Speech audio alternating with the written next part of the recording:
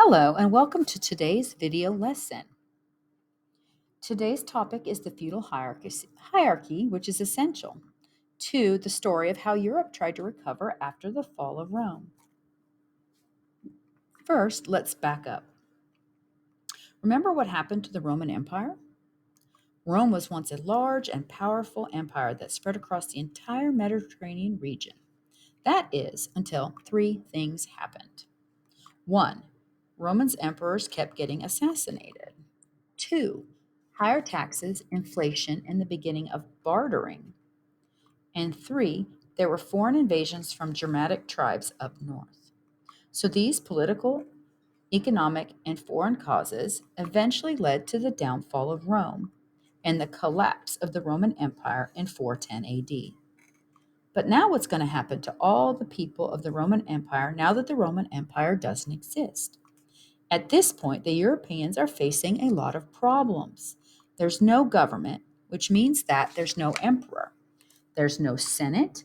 There's no laws, no citizenship, no rights, no military protection. There's no way from stopping foreign attacks. There's no way to even stop crime. There's no money, which means no trade,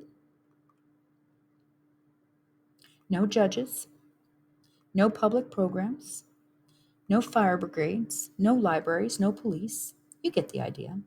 So, yeah, Europeans are now facing a lot of problems. So, the people started to take care of themselves.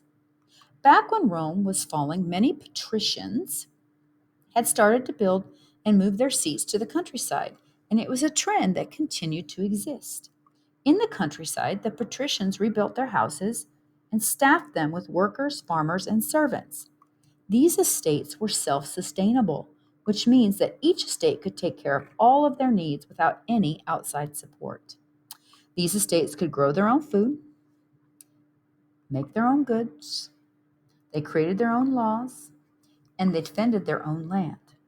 So over time, the system of feudalism developed as a way to meet everyone's needs. So what is feudalism? Well, the word feud means to fight, which might bring to mind games like Family Feud or maybe a fight or a feud that you've had with your friends and family. But the definition of feudalism is a little different. The official definition says that feudalism is a social system where people worked and fought for nobles in exchange for land, food, and protection. This is really, really important. So please remember this. If you take nothing else away from this video, remember this definition. Let's go over it again. Feudalism is a social system where people worked and fought for nobles in exchange for land, food, and protection. Got it. Let's break it down a little. Let's break it down. In feudalism, there are four social classes. There's a monarch, which means a king, a lord or a noble, a knight, which is like a soldier, and a serf, otherwise known as a peasant or poor farmer. So it starts with a monarch. A monarch has a lot of power and a lot of land. Okay, so much land that he finds it difficult to rule over that much territory. Oh, the land is mine.